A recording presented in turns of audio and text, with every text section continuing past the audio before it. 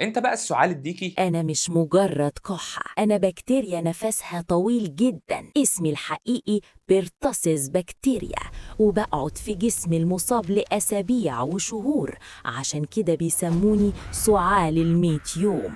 طب وليه سموك بالاسم ده؟ تقريبا أنا بخلي المريض يكح نوبات ورا بعض لدرجة إنه ما بيعرفش ياخد نفسه، ولما يخلص النوبة ويحاول يشفط هوا بسرعة بيطلع صوت عالي ورفيع شبه صياح الديك. دي حالة تخوف جدا. طيب بتصيب مين اكتر؟ الأطفال الرضع هم صيدي السهل، وللأسف ممكن أخليهم يزرقوا أو يقطعوا النفس خالص.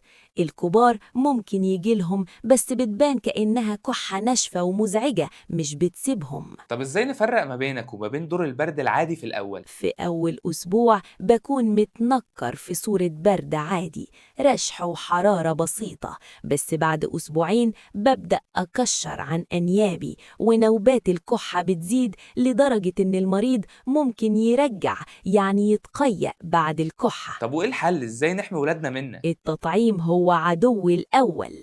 التطعيم الخماسي للأطفال وجرعاته المنشطة هم اللي بيقفلوا الباب في وشي، ولو حد اتصاب لازم مضاد حيوي يحدده الدكتور بأسرع وقت عشان ما يعديش غيره، وطبعا تعملوا فولو للدكتور. يعني الموضوع وقاية قبل ما يكون علاج. بالظبط، لأن نوبات الكحة عندي مجهدة جدا وممكن تكسر ضلوع من قوتها. السعال الديكي راجع يظهر تاني في اماكن كتير بسبب اهمال التطعيمات. لو طفلك بيكح نوبات ورا بعض لدرجة الزرقان او صوت غريب، اجري على الدكتور فورا. ابعت الفيديو ده لكل أم عندها طفل صغير عشان تاخد بالها. وقولنا في الكومنتس نتكلم عن ايه الفترة الجاية.